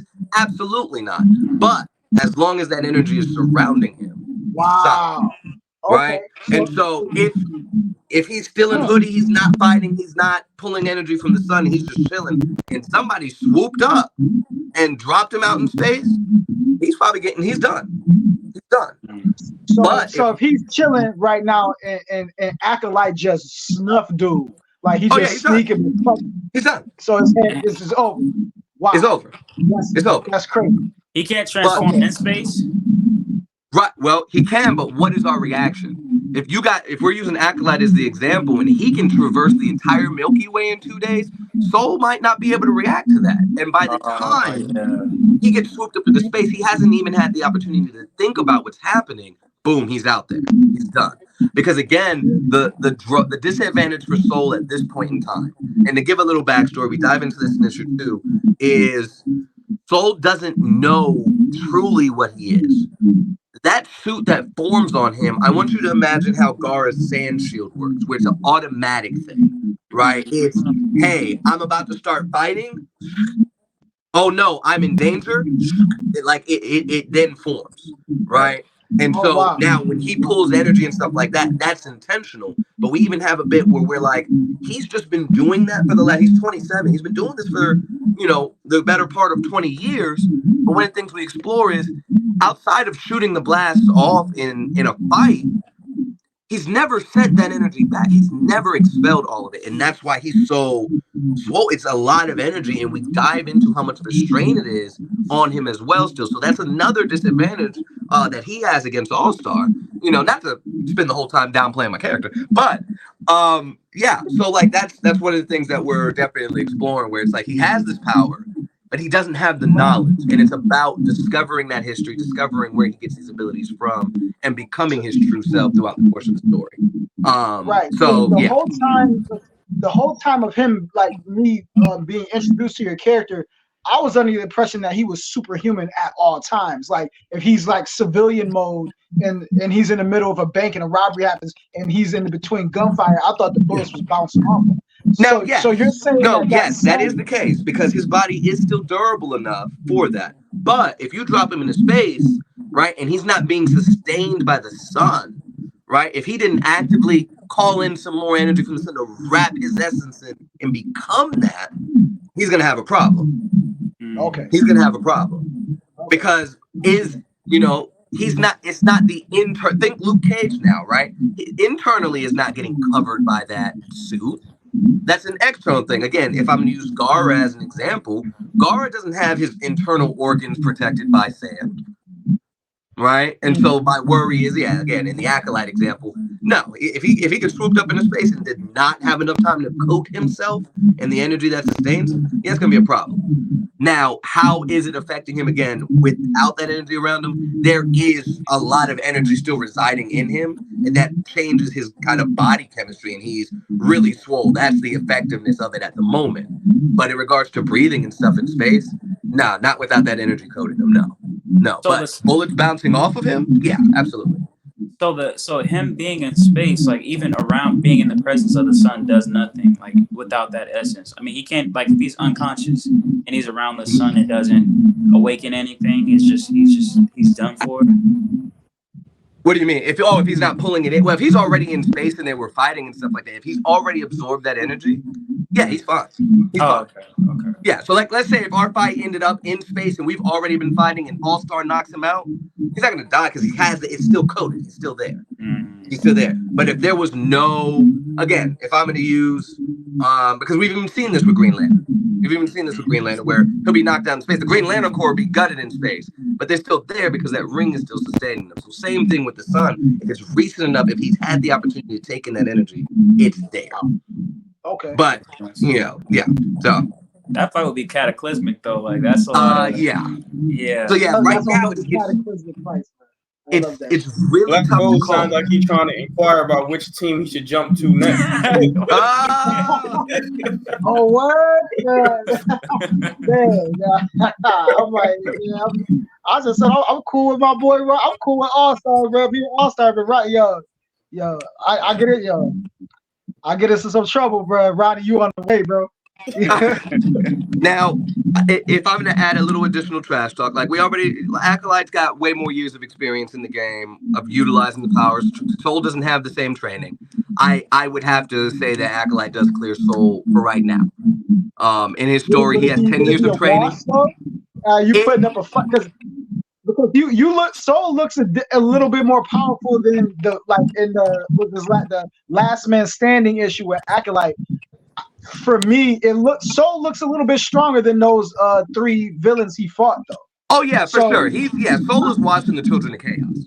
He's watching the Children of Chaos. However, there's a level of finesse, and as much as I would like to say my character would win, there is a level of finesse with Akolyte because again, there's 10 years of training.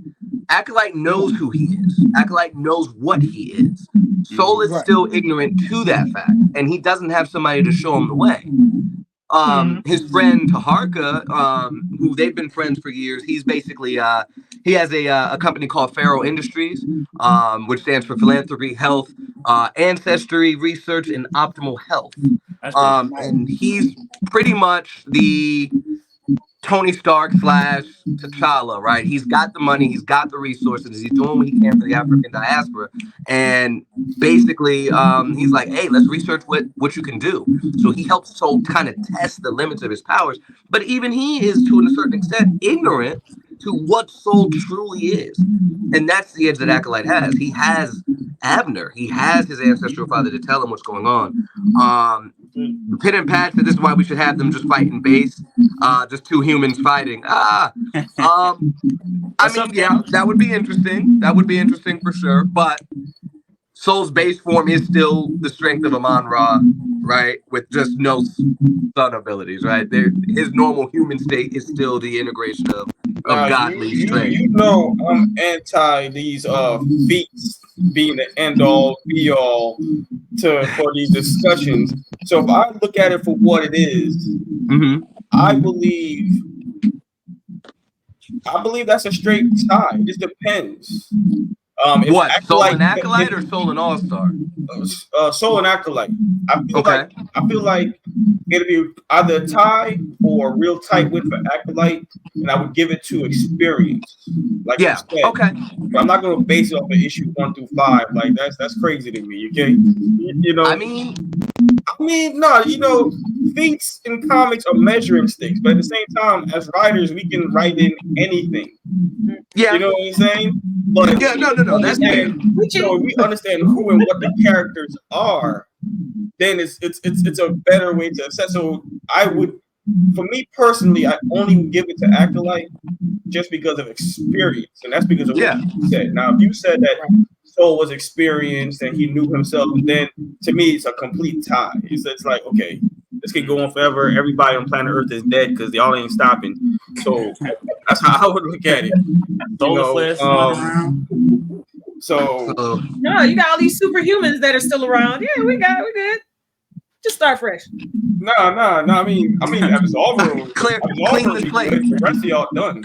You know, but now I you know, unfortunately now me and you have to trash talk. Unfortunately, as we've been good the whole time, but Soul versus Absolver. In issue 1 for Soul, he saw a Soul Devourer, a descendant of Ammit. If you guys are familiar with Ammit, the entity that you saw Moon Knight fighting in the finale of Moon Knight. Yeah. Basically, if Ammit had descendants, numerous descendants, and it's just a bunch of, you know, little Ammits running around, Soul Devourers that are working under Anubis. And Soul saw that, attempting to take out a kid, or pull it because it was the kid's time.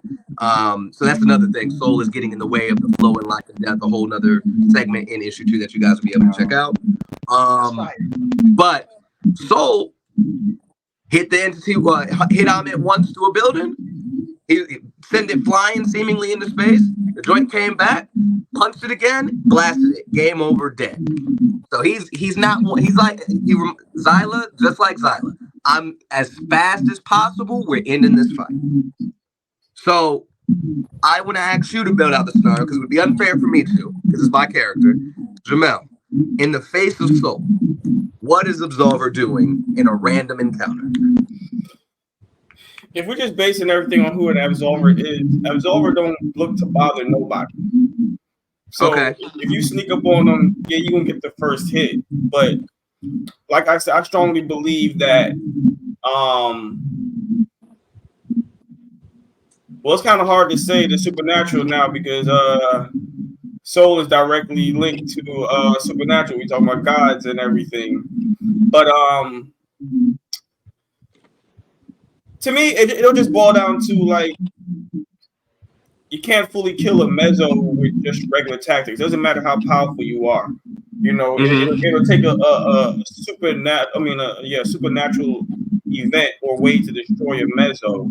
So once you trigger Absolver, he's going to keep coming for you. Okay. And that's why I say at some point you're going to get caught up in some type of vanquish. So let me ask this, and this is so obviously Soul would attempt to kill, but in regards to the kind of the specific nature and how to kill a Mezzo, if say Soul mimics the attack that he does in issue 1, one of Ahmed's descendants to a crisp, how long would it take Absolver to regenerate from an attack like that? Oh, as of right now, who he is in the first 5 issues, Absolver will take a minute to regenerate, because he's just like Soul. He's definitely not fully aware of his capability. I would say he's pretty much still in the infant stage as of right now. So, damn. All right. So basically, how Absolver works is, yes, he can consume a plethora of abilities and knowledge and all of that, but it all depends on his mindset. Okay. He is not. He can have like 100 abilities. He can't. If he's calm and cool, he can recall it and use it. If he's frantic and scared or worried or mad, then it's hard for him to just pull out those abilities. And so right now, this is a giveaway. Akolyte Absolver is on autopilot. He thinks he's in control, but technically it's really his suit that's doing everything for him at the moment.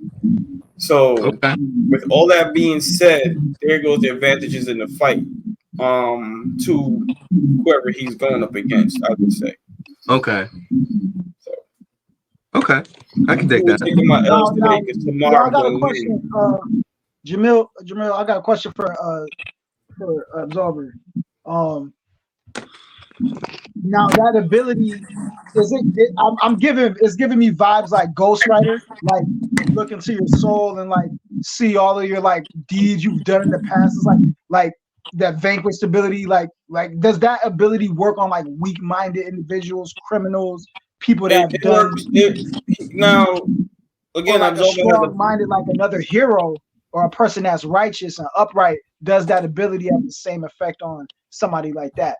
If you have a spirit, if you have any kind of soul, alive, dead, if he can vanquish you, the vanquish is basically the 2 gems that's on his forehead and on his heart. And what that is every time God creates a planet or world, he leaves these specific gems for those that have domain over that planet.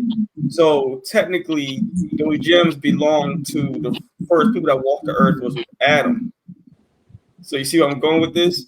So the vanquish is more or less supposed to be, it gives that person dominion over said planet and so on and so forth. And that's all I can really say. So it's not about your mindset. It's about if God created you or God created it, he has dominion over it. But again, Absolver hasn't learned how to tap into that fully. So not a byproduct, but directly created from God crystals. Is that what it is?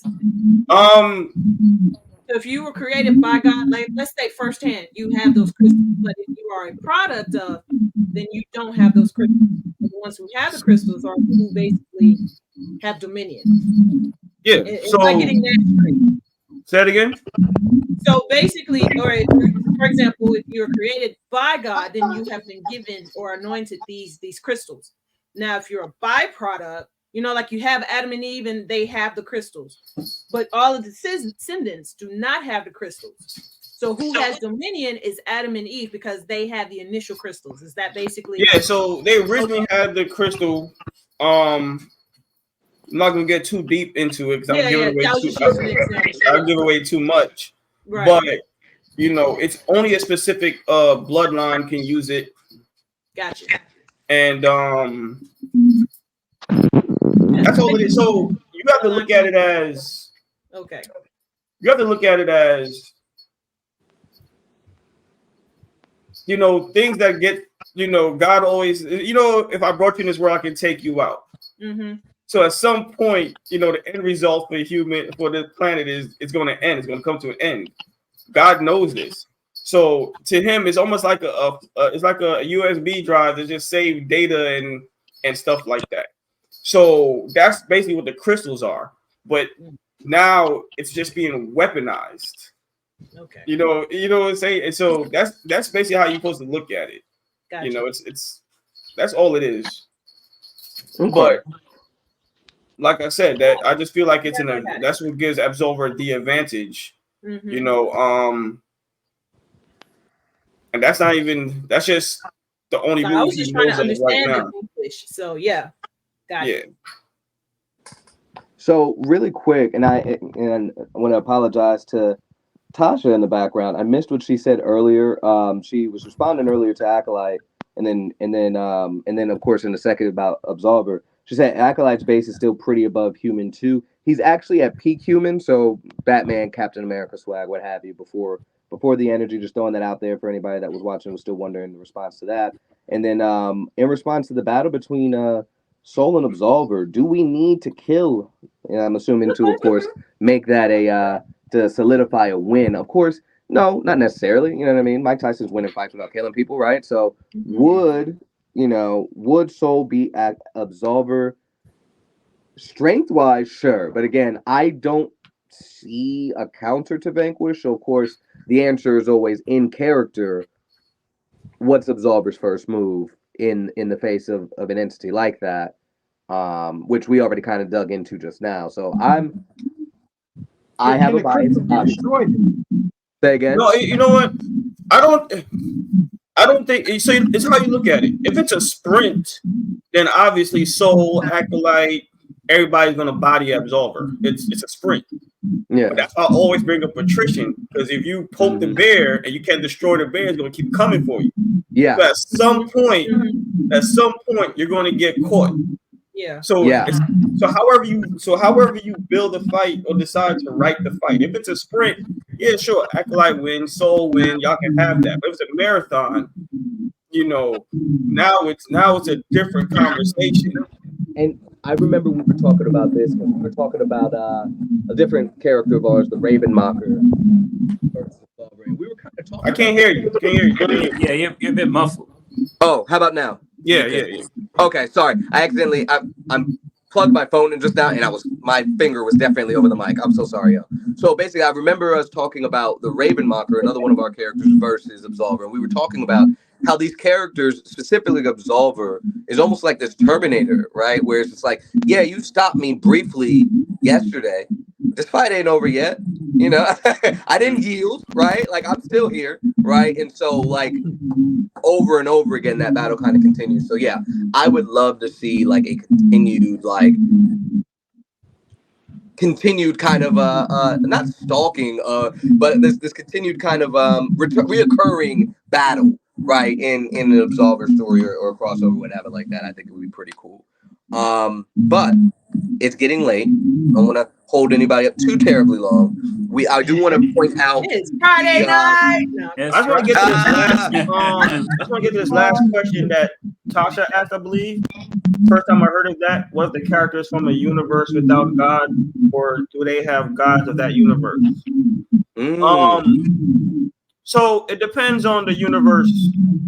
You know, when I created my spiritual realm, God is above everything. You understand? And then there's also God. So Mars at some point had their crystals. So that whatever planet, whatever God creates, that's just what he does. God has been doing this long before he created Earth, creating. So the Dominion is vast and wide. It can, if Absolver ended up in Mars and they had people there, it'll work all the same. But just that these specific crystals are just here for Earth. So is there more of it? Yes. There is a shit ton of them. But only specific people or users can't have them, and Absolver is one of them. So, like I said, it depends on the universe that who's created. That's how it would work, in a sense. Okay. So. All right. Now, this is a perfect segue. We're gonna really quick kind of go through the we did polls recently throughout the last couple days leading up, and in regards to the battles that the creators said that they wanted to do. Absolver was winning the heck out of that fight, and somehow it turned around towards the end for Akolyte to win. Absolver versus All-Star, however, was a dead 50-50 tie. And then we had the Paladins versus Akolyte, which Akolyte did take the win completely there. So Concrete was coming with the fire throughout the course of that one. But really quick, what we're going to do to get ready to close out, we're going to go ahead and play the video of the official matchup of this season of Indie Versus.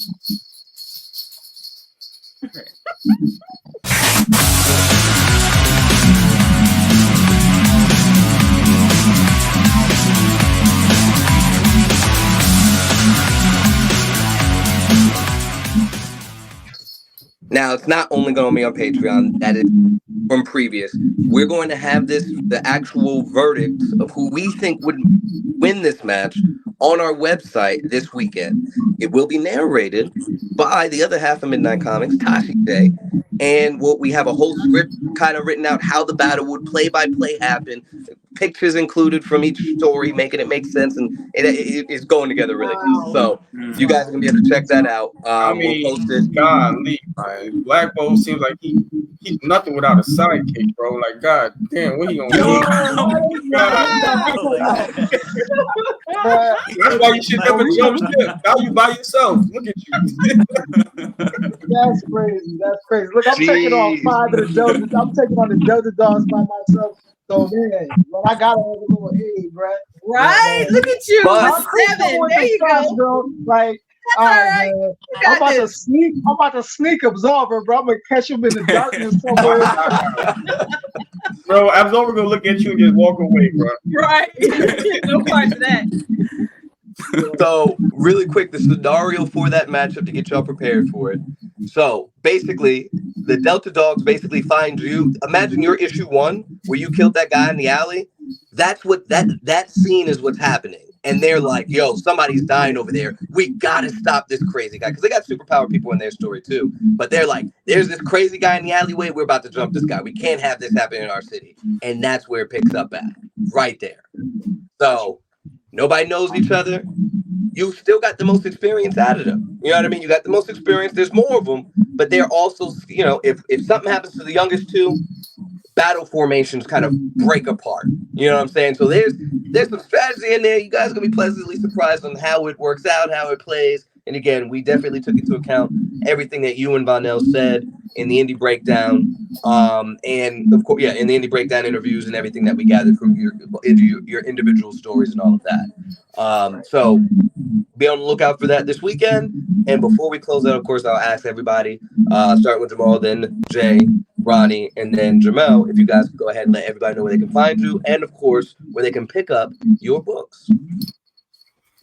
Well, you already know, man. It's Black Bolt Comics, IG, Facebook, YouTube.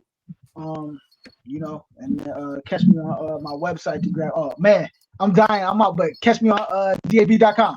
All right. Oh, is his phone dying? Oh, snap. Yeah. Oh, dang. That timing. That's crazy. He got it out though. He did. All right. Jay, what you got? I'm Jay Wynn with Gehenna Imperium. Zyla with being the main character here. You can reach me on Instagram at Ruling Hand, Facebook at The Ruling Hand.